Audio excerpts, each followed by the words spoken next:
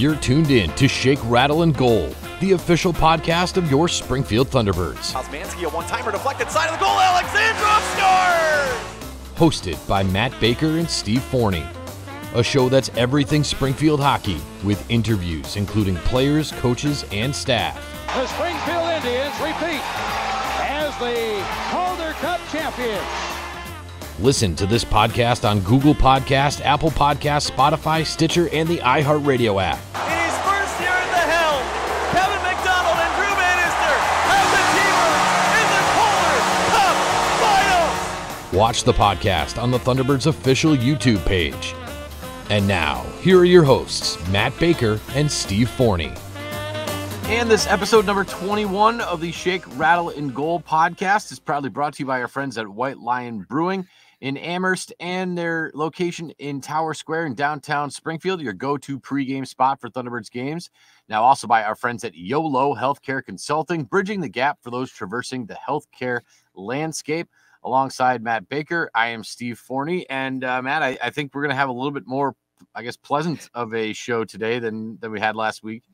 I would agree with that statement wholeheartedly. Yes, I think, it's how funny, how awesome, how cool, the tone, everything can just kind of change in 1 week. So, I think for me, I'm going to do my second half of the season goal is to not live and die after every game, let sort of things play out and kind of how, at least for me, how I'm approaching the second half of the season like a playoff series, and I think they're off to a good start there. I think we'll get into it, but I think it was a great weekend of hockey for the T-Birds, and so proud of the boys. They played well. Yeah, for sure, and they needed it. They yes, certainly needed it. Absolutely. So, we'll break down the 3 games that we've had since we last discussed. We'll also have our fan feature segment. This week will be our old friend Katrina King, who, for those watching on YouTube, looking over my right shoulder, there is a nice little picture of the two of us, Matt, that she put together, which is really impressive considering, all that she has to go through on a daily basis. To be able to put that together for us is awesome. I got to hang it, but I wanted to make sure we put it on there. And, of course, that's sponsored by our friends at O'Connell's Irish Pub in Springfield. So we look forward to getting to that as well. Any sort of broad, generic off the top thoughts on the last 3 games, Matt? We're going to break down lineups and everything like that, but I love what Coach Dan Tkachuk did this week in the games. I thought he put on a physical, a skilled, athletic, hungry lineup. And so that's sort of what I meant. I felt like the tone, regardless of how many games are scored in these 3 games, and it's interesting, like there was a loss, there was a low scoring game, and then more of a high scoring kind of dominating type victory. So you had all kind of 3 different finishes to the game, but for me, the common thread in all 3 games was physicality, was athleticism, was speed, was energy, and that's something that I feel we haven't seen consistently lately. So I was very proud, very happy to see, see the boys on the ice this week. Yeah. How about you? I agree. Could you sense it? Yeah, definitely. You could sense it down at ice level. And I think I messaged you, they had probably 5 guys in the lineup for the first time all year that are physical players. And I felt like they didn't get pushed around at all by any of them. And I think that Charlotte kind of gave us a gift on Saturday night by playing their backup goalie, who is not very good at all. Mm-hmm. But still, they've played backup goalies in the past and lost. And, they played their backup. The Thunderbirds played their 3rd string goalie on Friday and managed to get a win. So sometimes it's not always who's in net, but how you approach it and how you take it on. Mm-hmm. And just from an organization's perspective, I know that things have been a little rough over the last couple of weeks, but trust me, talking to Nate Costa after the game, when you get 2 sellouts, you get Hometown Heroes Night, you get games that are broadcast on Cozy TV, and you outscore your opponent, what, 7-1 in 2 games, or 8-1. That's exactly what, from a marketing perspective and an organization's perspective, that's exactly what they're looking for. So, nice of the boys to pull through, and you know, you can put together all the promotions and the tickets, and you can have cheap beer and you can have everything else. But if the team is not performing on the ice, that does stand out from an organization's perspective. And I thought that they absolutely held up their end of the bargain this weekend. So it was good to see on home ice. Yes, absolutely. Absolutely. And how awesome is that hometown Heroes Night? Just, you know, to see the parade of the lights and the sirens. And like you said, that, you know, that looking at that big flag out front is cool. And, you know, I wasn't part of the pregame. I couldn't attend that game, but, you know, walking the stairs with first responders, it's a great promo, and it's good to see the people show up, and look, even better when the team shows up too, right? So for sure, all good things to talk about tonight. So we might as well just get it out of the way. We'll go back to the game against Hershey, where, like you said, I think that there's something about Hershey where the Thunderbirds always seem to, I think, play at their best. And, you know, despite the loss, they did give up 2 empty netters. So I think the game was a little bit closer than the score would indicate. But I thought that on the whole, that was a pretty darn good effort against what could potentially be a historical team. I mean, this team, Hershey, is looking at shattering records in terms of season performance. So I don't know. I kind of like what I saw despite the loss. Yeah. I mean, if you look at it, this is their 3rd game against Hershey. All of them essentially are 1-goal games. We know that on Wednesday it ended 4-1. Hershey added 2 empty netters, I believe, in the last 90 seconds of the game.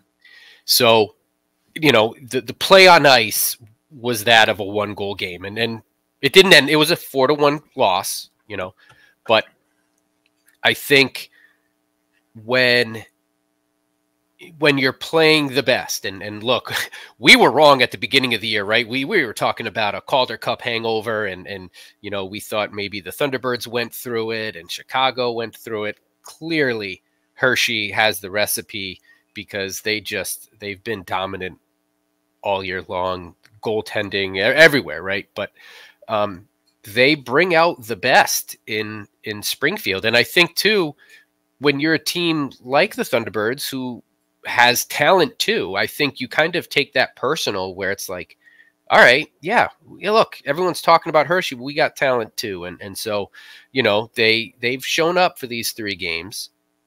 They're on the losing side, all 3, but we talked about it in our preview of this game.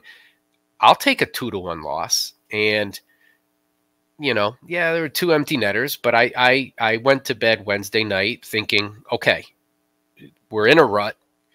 This is a type of game, even though it's a loss, there were a lot of positives to pull out of it. I thought their defensive positioning was really strong. I think they moved the puck well. The power play was still a little bit of an issue. I think if there was one aspect of that game Wednesday, I think when you're playing a team like Hershey and you're given 5 power play opportunities, those are the times you need to capitalize to win. Other than that, I mean, 5-on-5 hockey, it's really tough to break through the Hershey defense. So you've got the man advantage. You have to take advantage of that. So, you know, that's a massive, massive hole right now in the game, in their game. But overall, there were a lot of positives, I think, steps in the right direction that, in my mind, I thought, hey, if we can add on to these for the weekend, we're in good shape against Charlotte, who was at the time, Friday afternoon, 1 game ahead of the Thunderbirds in the standings. Now, you know, Charlotte losing 3 in a row, 2 to Springfield and then 1 to Providence, has that flipped. So, you know, I think you can only kind of take it 1 spot at a time, 1 game at a time, but you know, they're heading in the right direction, which is a good thing. Yeah, for sure. For sure. And, you know, I do think, you know, I don't want to pick on them, but man, Charlotte has just got to be the hardest place to play in the league because when you're home, you're home. But when you're on the road, man, you're on the road, and you know, their travel schedule is ridiculous. And again, it's nobody's fault, I guess, but their own and geography. But you know, having to come up here and you don't just come up here for one game and you go home, and even, you know, just looking at it, like they're playing like they played a back-to-back Tuesday and Wednesday of last week. Then they played back-to-back Saturday, Sunday. Yeah. Then they got on the road for Friday, Saturday, Sunday. So it's just like, because of the scheduling, they just have to cram so many games into a short amount of time. And that's just, on a player, that's just gotta be difficult. But hey, you still got to beat the teams that are in front of you. And like you said, to me, I think was the biggest weekend of the year so far, because you were down one and down 1 point, and then you get a clean sweep and now you're up one. Or I'm sorry, you were down 3 and now you're up 1. Yeah. Well, one thing I wanted to mention, and I was curious about this, I'm sure other people are, it does look like again this year that the top 6 teams in the Atlantic are going to make the playoffs. So I think that's how it was last year. Yes. But I did get that confirmed by my buddy Tom, who is the Providence Bruins PA announcer. That is sort of the situation. I'm sorry for jumping all over the place, but one thing I did want to mention while you were talking earlier, you know, we were wrong about Hershey at the beginning of the season, but I'm going to kind of stick to that a little bit. I don't see how this is sustainable. Like this run that they're on, I don't call me a hater, but I don't see it to be sustainable. I don't know how they go the rest of the next, whatever, call it 2 months, playing the way that they're playing. At some point, they're going to lose 3, 4, 5, 6 in a row. Like they're going to lose 6 out of 7. They're going to lose 7 out of 8. Like it's got to happen. Hey, I said the same thing about the Bruins, of the Boston Bruins last year. They couldn't lose. And of course they get to the playoffs, and you know, we all know what happened for them. But I call me a hater, but I can't see this being sustainable for Hershey. I mean, I would say logic. I would have to agree with you, and I'd have to be like, yeah, you're right. But that being said, I wonder if the AHL has a little bit more of a dynamic where, like, the athlete in me, the logic in me says eventually when I'm going to try to do the math real quick, you're up 13 points on the Bruins. You're running away with the division. So, you know, you're now at the All-Star break coming up, and sure, it's easy to be like, oh, let's take a game or 2 off. But that being said, you are in the AHL, so you know at any moment is your call up, at any injury. And that, I mean, that to me would be the biggest thing, where unlike any other, and hockey too, unlike any other sport, you're one injury away. I mean, Charlie Lindgren or what is it, Darcy Kemper for the Capitals, right? Darcy Kemper, you're one injury, and then the Capitals have a decision to make which goaltender you pulling up. They're both really good. You know, you've got the rookie there setting records with 6 shutouts this year. That's incredible. Are you pulling him up? So there's one injury in Washington away from kind of messing this whole thing up with their goalies. You're always one call up away, one injury away. And we see it at all levels of hockey. I mean, again, you look at the Bruins last year, who were historically the best regular season ever. Literally. Yeah, it was. And you couldn't even make it out of the first round. And I'm not trying to knock on the Bruins. That I may or may not have lost a few bucks on that game in that series. But I mean, you're a hot goaltender away from losing a series. You are just a hot streak away from losing a series. And so I think more than any sport, you've got to get to the playoff.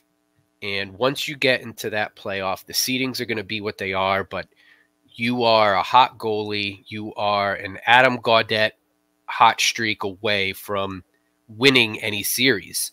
So, but I'm with you. I mean, how they are on a historic pace, a historic run. 34, 7, 0, and 2. Yeah. That's insane.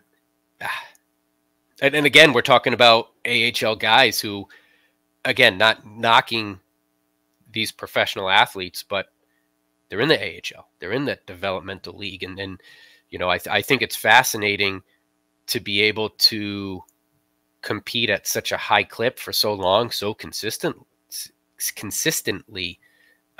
It's fascinating. But they are bound to lose a game to Springfield, and you know, we'll get to some of the promo games coming up soon, but hopefully the next time they play Springfield in Springfield, you know, a few trends continue in Springfield's favor. I mean, just one more quick thing on Hershey. They've only given up 90 goals in 43 games, which is insane to begin with. That's obviously the fewest in the league. Milwaukee's given up 95, but they've also scored 143.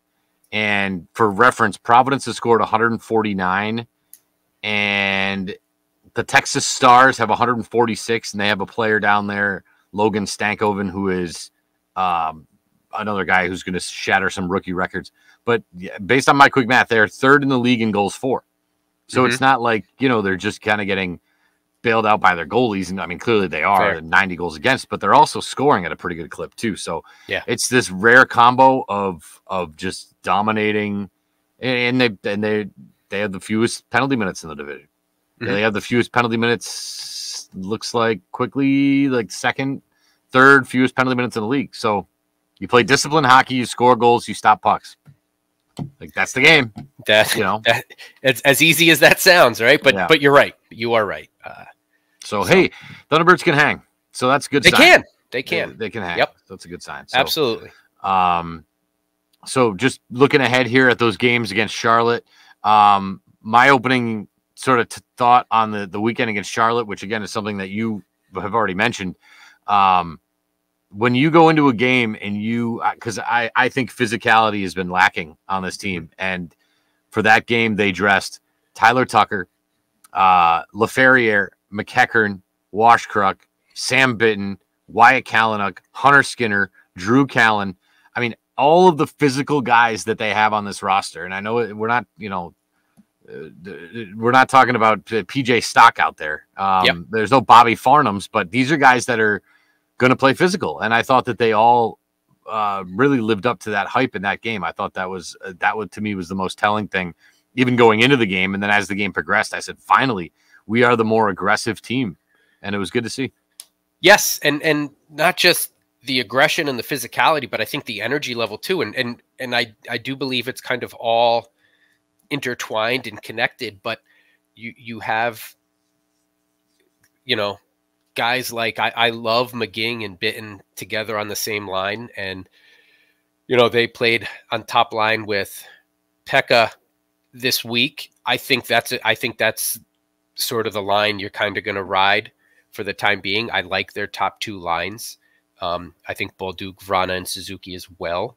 They are a little bit more maybe offensively skilled, but I love McGing and Bitten's energy level. They are all over the place. They play anywhere they need to play. They're chasing pucks.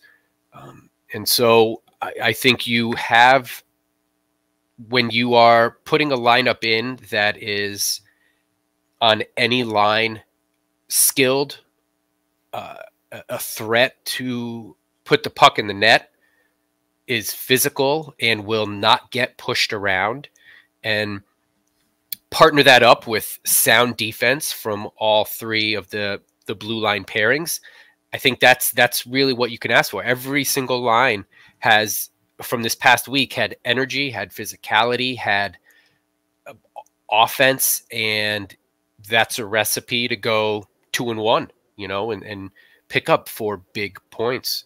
So I like what Coach did. I think he's you know, it's a work in progress, but for the time being, I think he found something that's working. I hope he rides with it. Yeah. Do you want to talk about that shift that you saw there in the second? Because I saw the same thing, and I saw it in real time, and then you texted me 24 hours later saying, we got to talk about this in the podcast. And I knew exactly what you were talking about.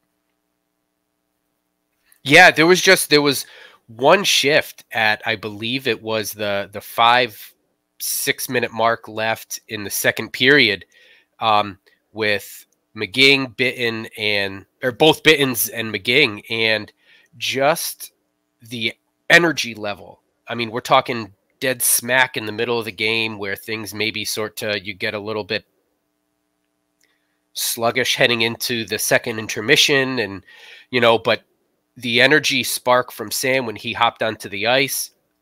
There's a puck tie up down in the offensive zone, and they just kept the puck.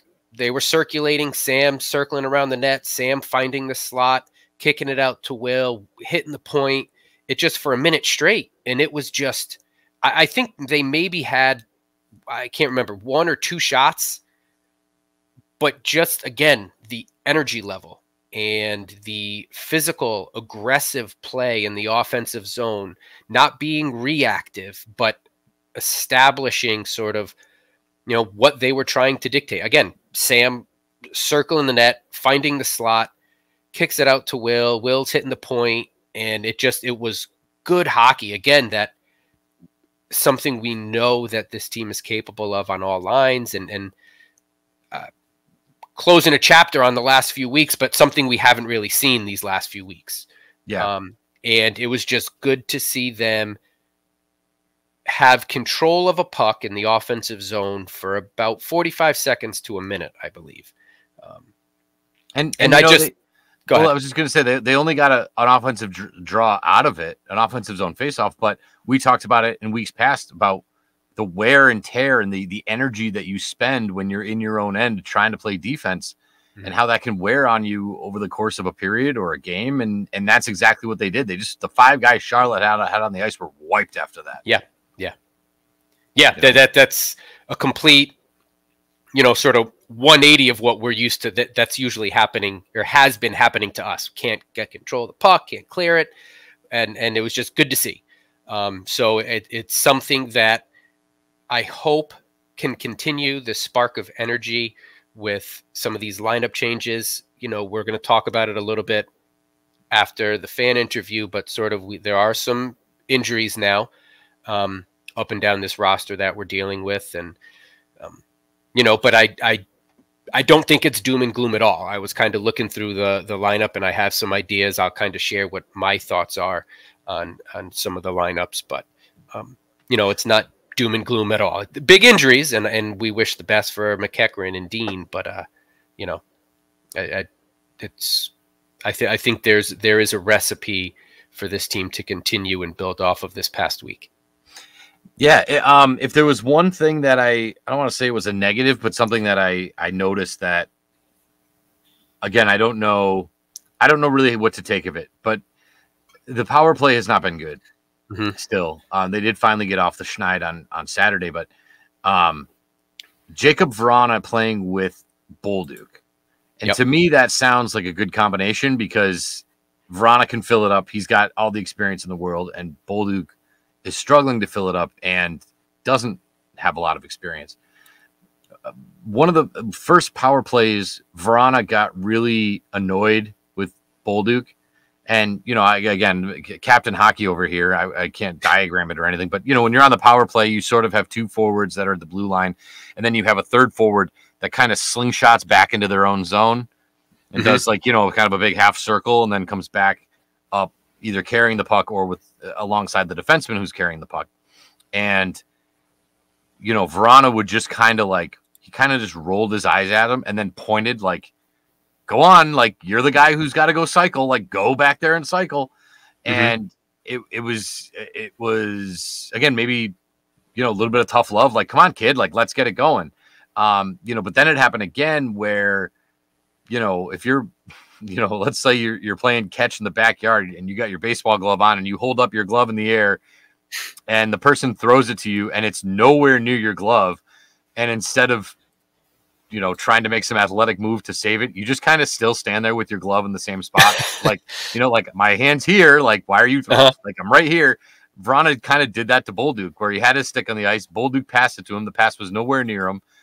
And as it clears the zone, Vrana's still sitting there with his stick looking at Bolduc and then he did it again. He pointed back, go on. was almost like your coach, go take a lap. You know what I mean? I think that's what it looked like to me. Sure. And so, again, is that, I don't know, does Vrana have some sort of attitude issue? I don't know. We talked about that being a possibility when he got sent down here. Maybe that's why he's down here in the first place. Is it the opposite? Is he trying to use his leadership skills to motivate Zach Bolduc and kick him in the rear end a little bit? I don't know. But it was just a very interesting dynamic because not only are they now, like I said, on the power play unit together, but they're also on the same line together. So yeah, we'll see. I mean, Bolduc had a nice weekend. So I think Laffy had, let's give him a little bit of credit because he had probably the best week of his career, right? Do you want to admit that, Steve? Or yeah, but I've been extremely annoyed with this player all season. I don't know what the draw is. He just kind of floats around. I haven't really seen him offer much of anything. And as soon as we were talking off the air, and I kind of lost my mind on this particular player because he's driving me bananas. And then sure enough, he did. He was fast. He was smart. He was physical. He was in the right spot. The puck was finding him wherever he went. It was the best 2 games I've ever seen this particular player play. And yes, I was starting to get a little annoyed with him. So I'm glad that he. Well, I agree. I think Bolduc had a great weekend too. I think maybe those were 2 players that you're like, all right, yeah, let's see some good things. And Laffy having a great weekend. Bolduc had a good weekend. I do think, let's see.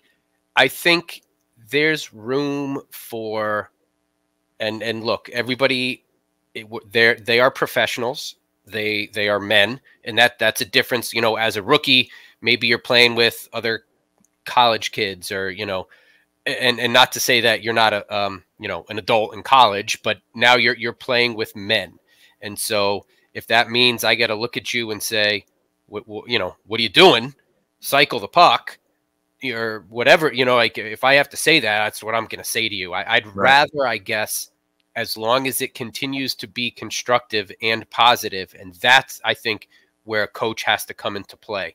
It's not so much, on the bench game night screaming X's and O's, but I think as long as that can continue to be productive and positive, I'd rather have a player get frustrated with a teammate or a line mate when they're not doing what they should be doing than being a little bit more passive about it and say, well, we'll talk about it on film. I think that's how you build chemistry. I think, and that does take time. You're talking about basically a rookie playing with, an NHLer. A $3 million NHLer. Yeah. Right. Someone who I'm glad he's playing for the T-Birds right now. And I wish the best for Jakub Vrana, but probably won't be in the AHL next year, if not past the trade deadline with St. Louis. Who knows? Yeah. But so I don't necessarily have a problem with that. Again, as long as the coach and the leadership on this team, and I have faith in Pekka and the leadership team here can keep it constructive and positive. Yeah, if you're not doing what you're supposed to be doing, if you're not doing what we need you to be doing as my line mate, I need to tell you that. We need to get on the same page.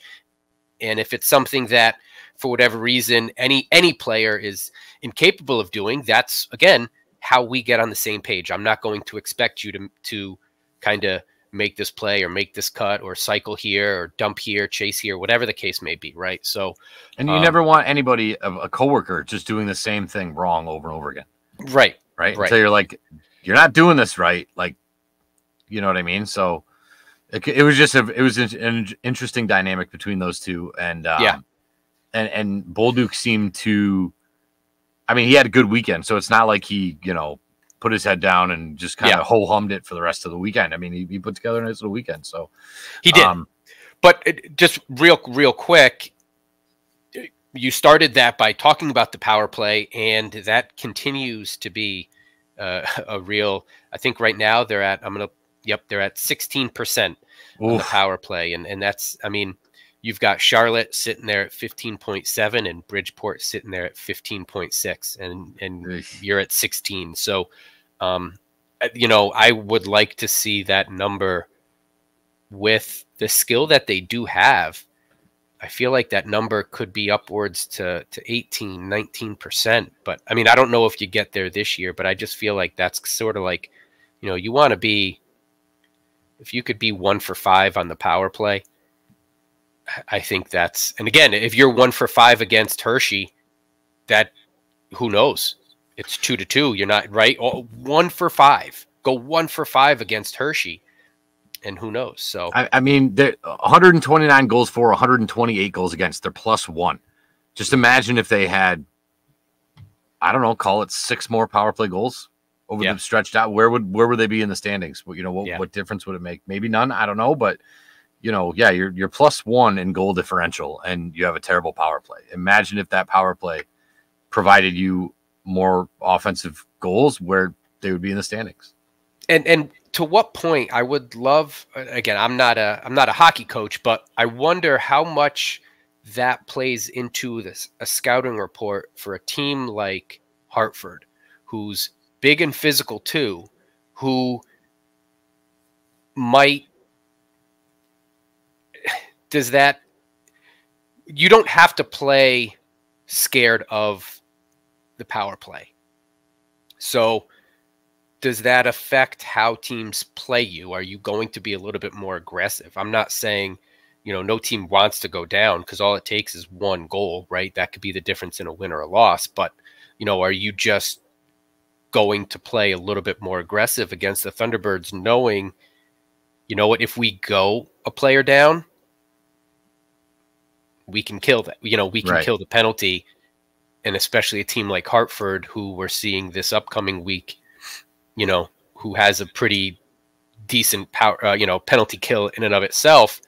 Are you able to play a little bit more aggressive, knowing that the power play is struggling? And, you know, we go, I'd rather take a penalty and kill the penalty than give up a breakaway kind of thing, right? You know what I mean? So I don't know, but I hope, if all things come full circle, we are in for one heck of a Springfield Thunderbirds power play the second half of the season, because, you know, if it evens itself out, they're going to be on a massive tear, because it's just been, I think Ryan was talking about it all weekend. At one point, they're like 0 for 28 or something like that. Oh boy. And that's brutal. So, one big thing from Friday that we've failed to mention, and it's a big thing. Colton Ellis, yes, who was just absolutely peppered for the first 8 minutes of that game. They got outshot 15-5 in the first period, and he just took it like a man. I mean, he just, everything they fired at him. I mean, I really think that was a big turning point in the game, because they could have been down 2-3-0 to start that game. And then it's, well, here we go again, you know, giving up the first goal and getting in a hole and having to fight back. And he kept them in that game for the first 8 to 10 minutes. And is the pattern of them not starting games strong still kind of continuing? Yes. The last 50 minutes of that game was some of the best hockey they've played all year, but that first 10 minutes was just an onslaught on Colton Ellis in his first AHL game of the season, and the guy was just absolute nails. 100% agreed.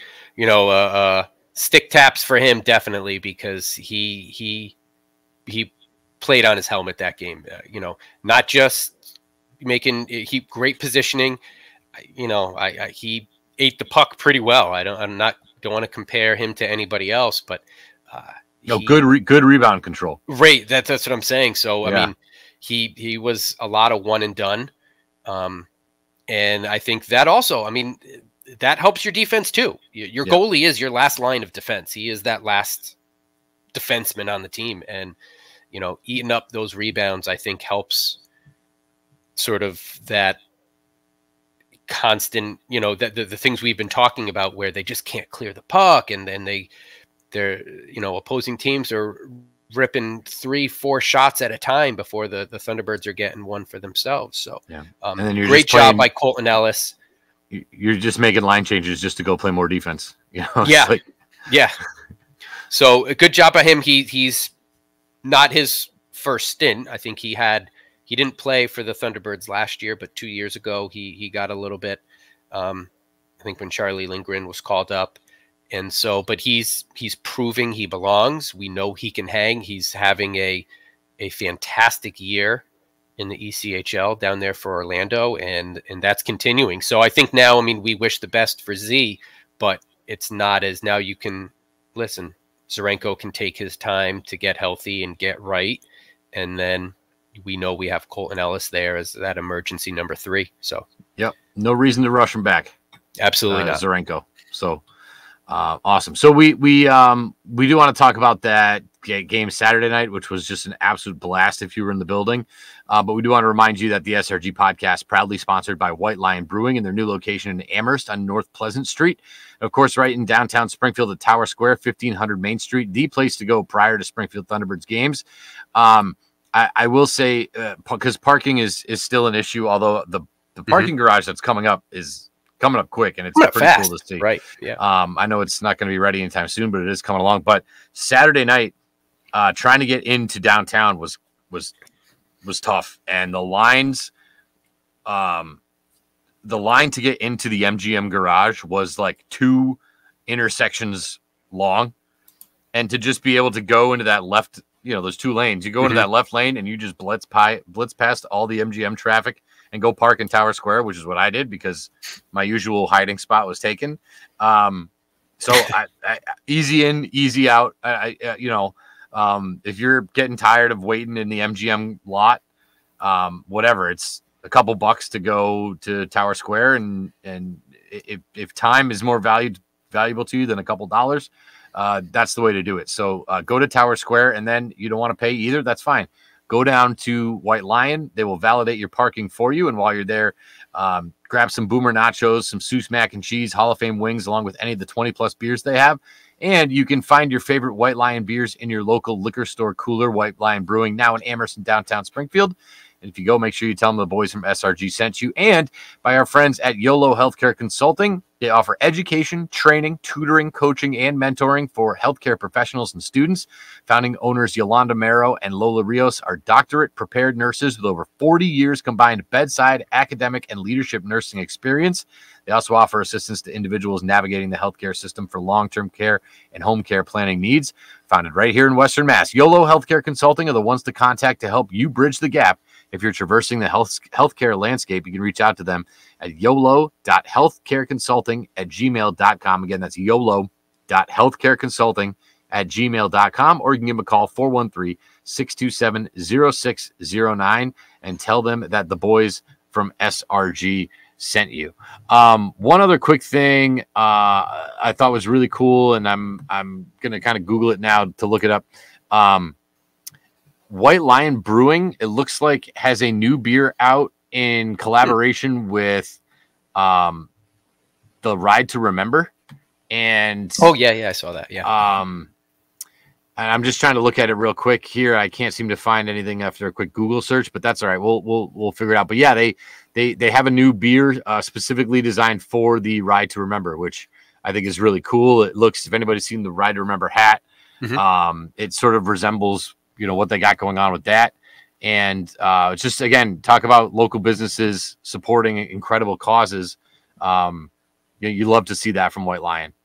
Yeah, I mean, that's one thing I'm glad we have the opportunity to partner with them for this podcast, because they put out their different T-Birds, different brews, and whether it be the military appreciation can and all that. And now they find big events that are going on here in Western Mass and 413, and they celebrate it with their delicious beer. So yeah, I did see that. I can't think of what it's called, but the Ride to Remember brew. So I'll have to check that out. Checking my Twitter feed, but it's all about the NFL playoff games this weekend. So I got a lot of scrolling to do. But yeah, we'll see if we can pull it. Oh God. Do we have to pay her for saying her name? Actually, I did find it's called Thirst Responder, which is great. Nice. There you go. And they have Kevin Ambrose, his end of watch date, Springfield officer 60412 date on the side of it, along with Hartford officer Bobby Garton 9623. Fallen but Not Forgotten. I mean, it's a cool looking can. A Thirst Responder American Lager, a portion will go to the Ride to Remember. So I think that rules. A shout out to our friends at White Lion. That's so cool. That's when you're partnering up with these people and you see them do cool stuff, that makes you feel good. Yeah. It feels a little bit. So yeah. All right. So on to Saturday, which, speaking of the Ride to Remember and those sort of things, it was Hometown Heroes night. Again, massive crowd. It always kind of just has a different energy, I feel like, because I think it means a lot to these people who do serve our community to get a night where they just don't have to worry about anything. And, we talked about Lola Rios, who's, Thunderbirds hockey was like an escape for her because, when you're in the trenches in a hospital working, to be able to put that aside and enjoy yourself for a couple hours is so big. And I always feel like there's just this different vibe in the building when it comes to the Hometown Heroes night. And I think the Thunderbirds felt it too with a 6-1 victory over Charlotte. Yeah, a great, really, from start to finish, scoring the first goal. One thing I think is, we forgot to talk about it, or I forgot to mention it about the Friday game. After Charlotte scored their first goal, both on Saturday and Friday, within a minute and a half, Springfield is answering. On Saturday, it was Hugh McGing on the power play, less than a minute left. I mean, because it's easy for us, and this is where I do have faith in this team. They're headstrong. They're resilient. That's why the third period's always been their best this whole season. But, you have Charlotte scores a goal 44 seconds in. Patrick Kordorenko, yeah. Kordorenko scores a goal, and you're like, all right, come on. Let's go. Second period Blues. What are we talking about here? And then boom, you're on a power play and you get a big goal from Hugh Money McGing. And that just sort of puts that in the rearview mirror. And then, on Saturday, you're off to the races. I think you're even after the first period shot wise, you're down 10-9. Yep. But after that, it's, you're able to win the shot battle 15-10 in both the second and third period. I don't know if they listened to you, Steve, but they did. They're peppering the goalie. You're shooting low. It's bouncing off him. And I think that's how you can score a lot of goals, sort of. Yeah, I was gonna say, I don't remember which goal it was, but it gave me the feels a little bit because it was a low shot, far post that the goalie put right on a silver platter for whoever was crashing the far post. And I was like, thank you. Thank you. Yep. So you've got, again, strong weekend by Laffy. Hunter Skinner with his first goal of the year. So congratulations to him. It's good to see Ryan Suzuki, like the lamp, his third goal of the season. But I think it would be nice to see him get going a little bit. And, I think to highlight his goal, I think both helpers came from Bolduc and Vrana, which is big. So, as a line, again, I have no problem with a linesman, a line mate, especially a veteran, highly skilled guy like Vrana, getting Bolduc going. Let's go. This is where I need you to be. This is where we need you to be. You're making it all work when both helpers come from the forwards, all 3 points, so to speak, or the three forwards. So, I mean, all positive, but not a lot more to say. I just thought it was a great game Saturday, a complete game. You added 1 for 7 on the power play, 0 for 3, or 3 for 3 on the penalty kill. More importantly than just killing all the penalties, only 3 penalties. So they're still playing sound, fundamental hockey, not putting themselves in awful situations constantly. So thought it was a great weekend. Yeah, all 3 helpers from Bolduc were the primary assists, which I think means a lot. That means that you're setting up other guys to score. One thing that I found interesting, and I don't think the referees really had anything to do with it, but the stick infractions are a coach's nightmare. They despise stick infractions, and just on both teams, the penalties went hooking, tripping, hooking, tripping, delay a game. It's like, and then a double minor for high sticking it to Perlini at the end of the game. It's like, I mean, both teams, like, guys, can you keep your sticks down and can you just play hockey? Like, I don't think I've ever seen so many hooking calls in a short amount of time in my life, but Thunderbirds survived it, like you said, and got themselves a power play goal. So that's huge. And it was nice to see Malcolm too get right back at it. Yeah. 29 saves on 30 shots. And yeah, like I said, last week, if you recall, the Thunderbirds since January 1st, averaging 26.3 shots a game, giving up 34. That game, they shot 39 and gave up 30. So yeah, we'll take it. That's right where you want to be. So yep, absolutely. Overall, it was great. So let's toss it to our fan feature, Katrina King. This segment is brought to you by our friends at O'Connell's Irish Pub and Grill, located at 733 Chicopee Street in Chicopee. Easy on and off from $3.91 with 10 local and craft beers on tap and 9 TVs, late night menu, and weekly live music. O'Connell's has just what you're looking for. Let's send it off to Katrina. How I got into hockey was very funny because they played a lot of music. I mean, I'm a music fan, you know. I mean, this is how hockey and music are together to me. And this is how, like, you know, I mean, just to give you guys a little recap that, you know, I mean, I put hockey and music in my life together. I mean, it might sound like, oh, it's pretty weird, but it's a way for, like, putting hockey and music together because when I was a little kid at the time, I loved music. And then when I went to my very first hockey game, it was music playing all the time. And so, and I'm like, oh, I love this, you know. And then, of course, my brother is getting bored out of his mind. and after the game, I'm like, can we go again? When I was 16, my sister surprised me on her wedding day, a couple days before my birthday. She announced that I became a season ticket holder for the Falcons. Cool. Then, a year later, my friend Kevin LeBeau, you guys know Kevin LeBeau, right?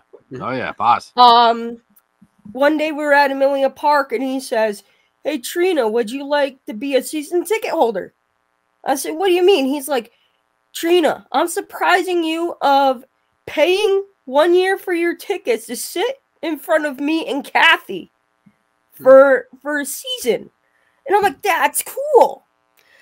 Well, I know you weren't there in 2018, or was it 2017? I think it was 2018. The Thunderbirds actually gave me my very first pair of eSight goggles. Wow. These are special goggles that have like kind of like TV screens in them. And you have a remote to like zoom in and zoom out, do different things, and it was pretty cool. And you know, they were teaching me how to work the stuff, and my ticket rep actually came to Boston with me and my dad. You know, they were fitting me for them for a pair. And what happened was the Thunderbirds said to me, they're like, "Oh, we're only giving you these for a game, like for the game." But we found out that USA Hauling, the cleaning ice crew company, were actually paying for the goggles for me to keep them. Wow, that's awesome. For games to come. So you got to realize I'm legally blind. So before he became Screech, he was actually the team photographer for the Falcons. And so he would always try to take my picture. I don't know why, you know. I know he's a photographer or whatnot, but I was afraid of the cameras. And the thing is, the reason why I was afraid of the cameras is because they look like weapons. Oh. I mean, if you're legally blind like me, you would think to yourself, why is this man carrying weapons around? Interesting. I mean, yeah, so So one day I was in, section 8. He comes over and he's like, "Hey, can I take a picture of you?"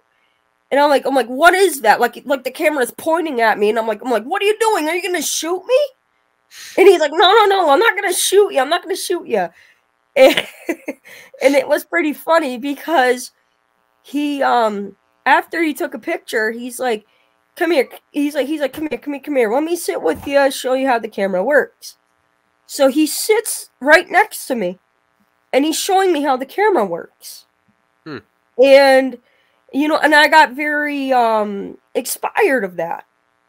So that's how really our friendship became to be. With sled hockey, what happened was one of my pushers at the time, who's actually my hockey coach, Aaron Morrison, he actually broke a finger.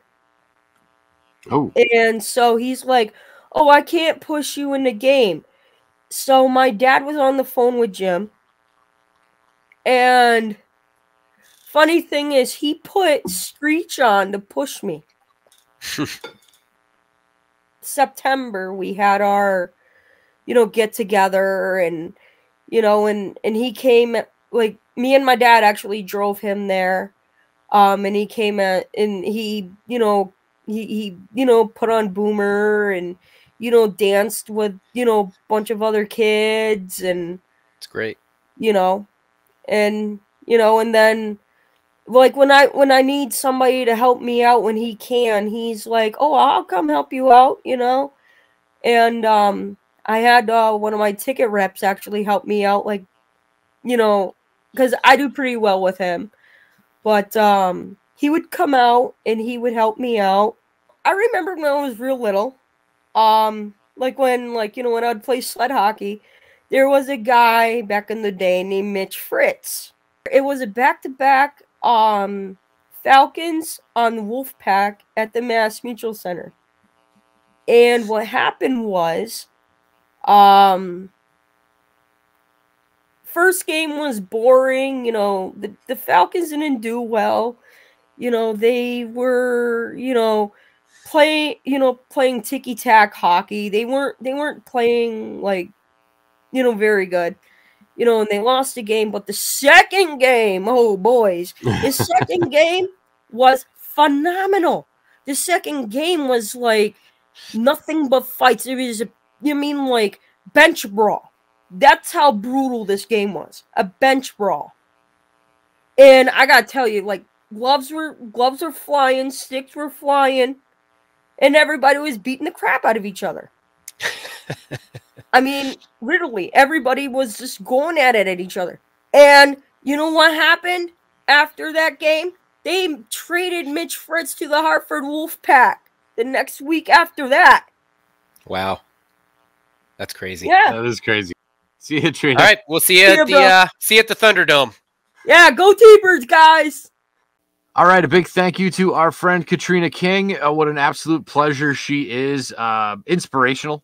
I mean, really, for what she has to go through on a daily basis, and to make it to the games, to find enjoyment in life in just the little things, I think is so important. I think that's a lesson that not only we can have as adults, but something that you pass on to your kids. And say, absolutely, and it's been a pleasure getting to know her. Not only is she a huge T-Birds fan, not only is she an amazing artist with the artwork sitting right there behind you, but she did want me to mention as part of her, there it is. Look at that. I love it.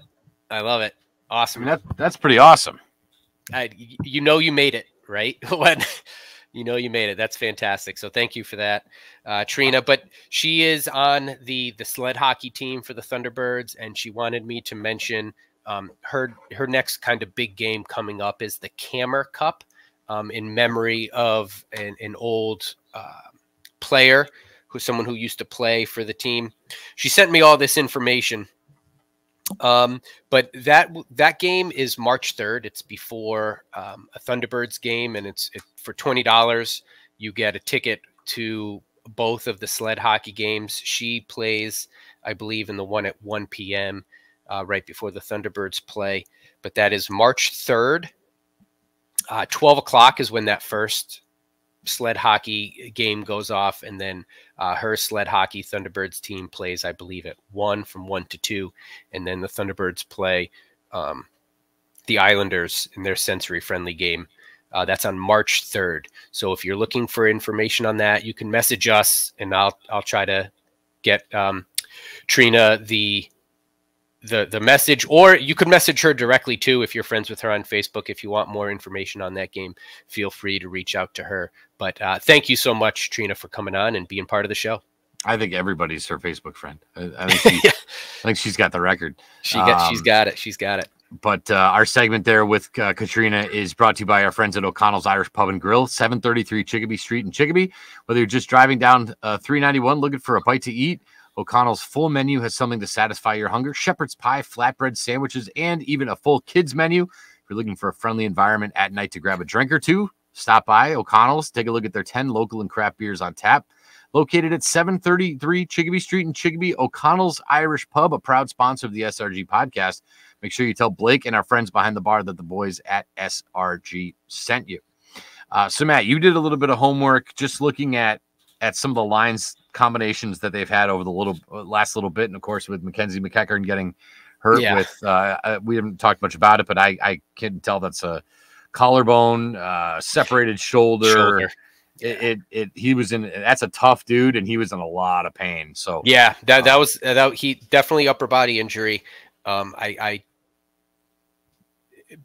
don't believe neither one of us are doctors and studying any medical reports, but I don't believe it's one of those day to day. You're probably talking more on a week to week basis, similar to Z and Zach Dean. So look, those are big injuries that were staples from day one in the lineup. So what I did, it's hard to find a lot of,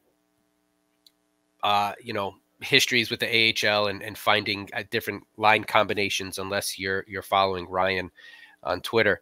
But I just kind of put together where I would sort of piece this lineup together for what's hopefully maybe the next 3 weeks or so. I'm not touching the top two lines. I love McGing, Pekka, and Bitten. I think, again, you're talking energy. All three of those guys can score. All three of them will play blue line to blue line, right? Everywhere you need them to play, they can play that. I'm keeping Bolduc, Suzuki, and Vrana together. I think, again, it's a good mix of young talent, of veteran talent, I think Suzuki at his best is fast, is quick, is energetic, very athletic. And I think if you can get that line combination rolling, I think that's a good thing. Again, I'm doing all this without any call-ups or I'm not anticipating Gaudette coming down. The Blues have, a few injuries that they're dealing with. So I'm just going with who's here right now. Now on line 3, what I would do is I would put Reese in there, and then I would move Abramov and Washi up to line 3 also. What I'm thinking and I'm trying to balance in is a combination of physicality on those back two lines where in my head, I'm just sharing kind of my thought process, right? If I'm putting a Sam Bitten, Abramov, and Washcrack together, which is they played great together this past weekend, but I just feel like that could potentially leave that third line, Reese, Callan, Laffy, maybe not as physical, not as assertive. And again, if you're trying to keep it fluid and consistent through all 4 lines, I kind of like that Reese, Abramov, and Washcrack line. I think you highlighted this last week. Reese is talented. He's got goals before. He's not really putting it all together this year, but let's maybe add his minutes a little bit and give him some consistent play and see what he can do. I would line or round out that 4th line, Sam Bitten, Drew Callan, and Laffy. I know. Go ahead. Well, no, I was just the only thing I was gonna. So for me, because I understand your way of thinking, and I'm looking at it, I guess maybe just a touch different. Is I would switch LaFerriere and Washcrook strictly because that would give you that one line that can go out there and absolutely pound. If your fourth line is Sam Bitten, Drew Callen, Kean Washcrook, you need to go out there and assert yourself physically. I mean, that is grade A certified meat on that fourth line. Sure. That would be really something to now you got to play them, coach. You got to play them. You can't just put them on the fourth line and forget they're there and shorten the bench. You got to play them. But boy, you're talking about some serious beef on that fourth line if that was your fourth line. But anyway, sorry. I know. Well, no, I mean that I was toying with that. But those are my two thoughts. And at the end, I just said, I would like to. It all makes sense. And who knows what this is strictly. I did not have a phone conversation with Coach Tkachuk at all. This is fantasy hockey. This is what I did during my prep today at work. And then you have Tyler Tucker. Congratulations, Tyler Tucker. He's back up to St. Louis, so wishing him the best there. But so now you're down a defenseman. I like keeping. I think Kalynuk and Rosen have played well together. So I would keep them together. I'd throw Osmanski in there with Coghlan a little bit more consistently and leave sort of Marc-Andre Gaudette and Joey Duzak as sort of those healthy scratches and mix them in a little bit. And then Loof and Skinner, I think, have been playing well. Loof, I am toying with moving him up a little bit, and maybe Loof and Coghlan. Coghlan has a little bit more of an offensive mindset as a defender. And Loof, I'm just a little bit worried as a rookie, as games now become a little bit more important as you're going down the stretch. Do you want to have a little bit more at the tail end of those blue line pairings, a little bit more just, hey, play solid defense for us. So, when you're cheating offensively at the blue line, does that put your partner in a little bit of a tough spot there? So that was sort of my thought process there. I think we're keeping for the moment. We still have Dickinson up. And now I think depending on, what happens with McEachran, are you bringing up a Mitchell Holscher? Are you bringing up somebody else from Orlando? You now have sort of the roster room. So I wouldn't be surprised to see another call up later this week as we get closer to Wednesday. But that's sort of what I'm doing. And obviously we're keeping Ellis as the backup goaltender. But I think this week we've got 2 games against Bridgeport and Hartford, if I'm not mistaken. Yep. And so not looking past anything. And I think this team has to continue to play sound hockey, but you play good team hockey. You get good goaltending. You play smart hockey. It's conceivable to head into a big weekend matchup with Hartford on a 4-game winning streak. And I mean, I think right now that's the goal. Not to jump ahead, Steve, do you have any comments about my little fantasy lineup there? No, it looks good. The only thing is you can't, I just wouldn't trust Osmanski Skinner as a third line, as a third pair. So that's probably why I think Loof with Skinner's a nice. Well, that's what I had. Yes, I had Osmanski. Yeah. So I think you'd have to, if you're going to play Osmanski anywhere, that's where he kind of has to go. Cause I think Skinner's earned his way into the lineup the last 3-ish games. So, and I've been waiting for him to come around and I think he's finally there. Duzak, I'm not sure about the healthy scratch as to why. I mean, here I am wanting to get more physical, but I also want them to play the 5'9" defenseman. And so, but he's a little grinder, man. He's always mixing it up, and he's not afraid to throw what weight he has around. And that was exactly what I'm thinking in my head. I really like Joey Duzak. He's a little spark plug of juice, and he plays. He can play offensively. He highlighted that with a sort of like a one-on-one breakaway goal earlier in the year. He can put the puck in the net. And in my head, I'm thinking, all right, let's just, for right now, again, for the next few weeks until we get guys healthy, what stability and when you need to throw Duzak in the lineup for a little bit of juice, I think he's your guy. My worry, I don't know if Osmanski has that same spark plug if he's interjected in. I'm not. He could play good hockey. He's physical. He's a big guy, but he's maybe a little bit more of a consistent calming presence. I'm just going to be where I kind of need to be most of the time. Mm-hmm. So that was my thought process there. Yeah. No, I get you. Cool. So we're going to look ahead here past the All-Star break? Yeah. I mean, well, we got the All-Star break coming up February 3rd and February 4th. I just wanted to highlight some of our promo games coming on here for the Thunderbirds.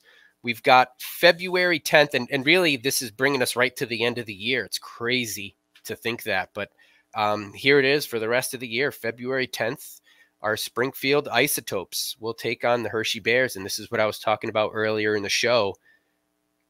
The Springfield Isotopes are undefeated. And, what do we think here? We've been playing these Hershey Bears close the previous 3. So what happens here for the Isotopes, we'll have to see.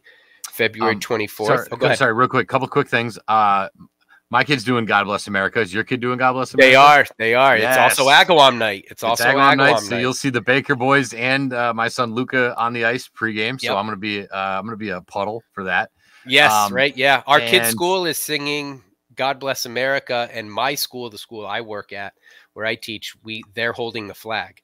Oh, so cool. I've already told they've asked, hey, can you help us on the ice? And I said, no, I've got to be a dad first, and I'm going to be watching my kids. There you go. And one other quick thing, I have gotten a little bit of a sneak peek at the Isotopes jerseys. Yeah. And a little teaser. I want you guys to think Seattle Seahawks. Nice. Yeah. Mm-hmm. Very cool. Very cool. Seattle Seahawks. Very cool. That going on. So anyway, continue. February 24th, Military Appreciation Night against the Providence Bruins. We've got March 2nd is a pregame pickleball tournament. The game is against Laval, the Laval Rocket. So that's, that'll be a good game. But there's a pregame pickleball tournament that you can sign up for. Just go to the Springfield Thunderbirds website, click on their promo schedule, and then you can register there. March 3rd, after our guest Katrina's Camera Cup game in their sled hockey game, March 3rd is the sensory-friendly game against the Islanders. Sorry, Al, friend of the show. No cowbells, no horns. A little bit of a quieter, sensory-friendly atmosphere. I get PTSD from those games because that was the last game before the pandemic. It was the sensory-friendly game, and then that was it. And then it's all that was how awful that was. I know. March 9th. Pink in the Rink game against the Marlies. Jake, my kids are really excited about this. Like, there were 2 things when the season came out. My kids, Jake wanted Pink in the Rink. He wanted to go to that game. And Tyler wanted to see not the Hartford Wolfpack, not the Islanders, not the Bruins. He wanted to see another team. Yeah, and so breaking down the schedule, I'm like, boys, 2 birds, 1 stone. So March 9th, Pink in the Rink against the Marlies. March 23rd. I don't know, Steve, if this is your time. It definitely is mine. Napoleon Dynamite Night. Oh, yeah. This is pretty cool. Yeah. So Pedro and Uncle Rico, I read about this before coming on here, will be at the game against the Syracuse Crunch. It will also be instead of vote for Pedro night, it'll be vote for Boomer night.